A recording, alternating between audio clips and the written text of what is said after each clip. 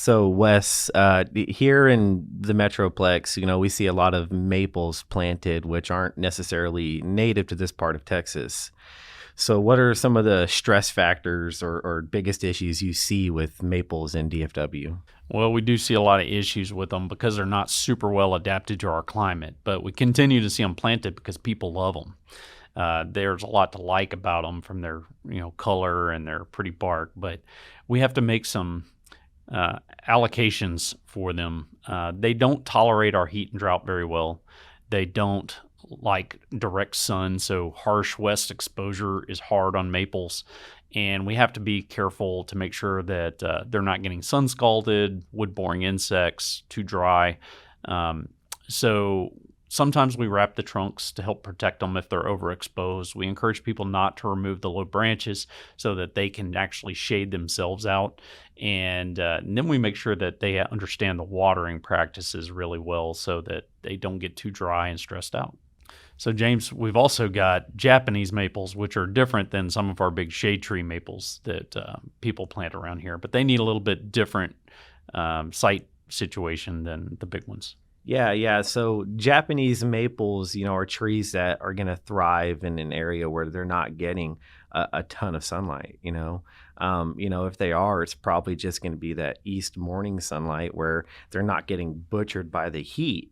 And, in my experience, even when it comes to the varieties that a nursery or it might say that it's heat tolerant, they still don't do well, in full sunlight or especially south or southwest sunlight. Yeah, if they get too much direct sun in the midday to the afternoon, they're going to get leaf scorch every year. They can adapt to it to some degree to where they don't die, but they're not going to thrive. They just need that morning sun and maybe some dappled light the rest of the afternoon at the most. Yeah, because you'll even see with Japanese maples, that are in a shaded area where they get leaf scorched just because of the heat, and they're in a completely shaded area, So I think, and they're not the cheapest plants either. So I think that making sure you plant them in the right location is important.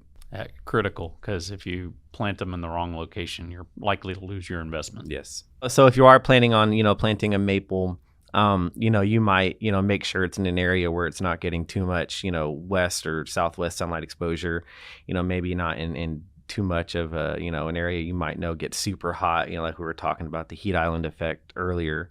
And so those would probably be, good advice to make sure that it does the best that it can. Yeah, I think ideally it has a little bit of late afternoon protection from the sun. If you've got a spot that can provide that for a maple, you're probably going to have better luck. And if it's out in the full sun, it's going to be a hard light for that tree.